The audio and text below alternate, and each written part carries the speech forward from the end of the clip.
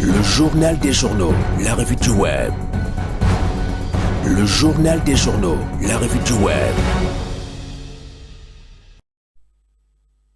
Vous l'avez constaté, c'est l'instant de la revue du web qui porte la signature de Clément Tungui. Bonjour Clément. Séraphin, bonjour, bonjour à tous.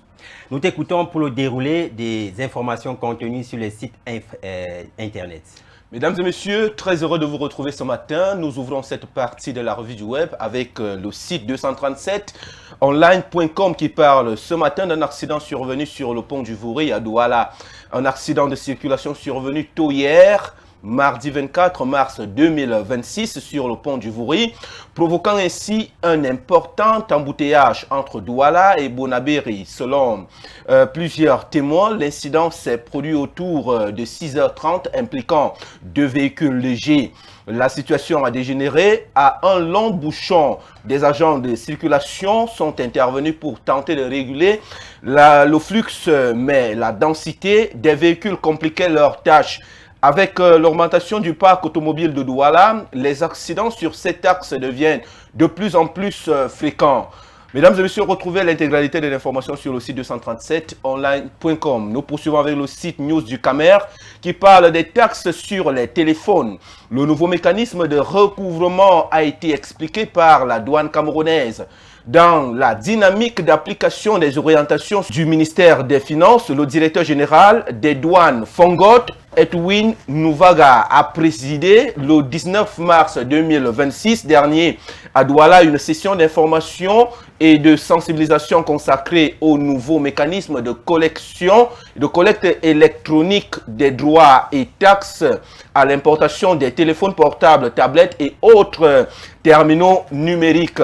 La rencontre tenue à l'hôtel Best Western a mobilisé personnel de douane, commissionnaires agréés, consignataires et grossistes venus s'approprier des contours de cette réforme stratégique. News du Camer parle du Cameroun et de l'Arabie Saoudite. La disposition de 46 milliards de francs CFA pour réhabiliter la route Sorawel et Dourbaï dans le nord du Cameroun.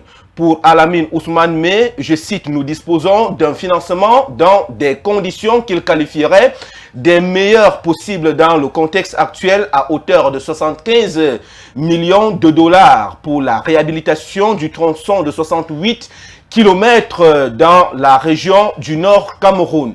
Il s'agit du tronçon allant de Sorawel à Dourbaï en passant par Guider et Mayo-Oulo. Ces 68 km sont essentiels. Leur bon état facilitera la mobilité, la connectivité et les échanges à l'intérieur du pays, mais aussi avec les pays voisins, notamment le Nigeria, le Tchad et la Centrafrique, dans la mesure où il s'agit d'un carrefour stratégique. Fin de citation.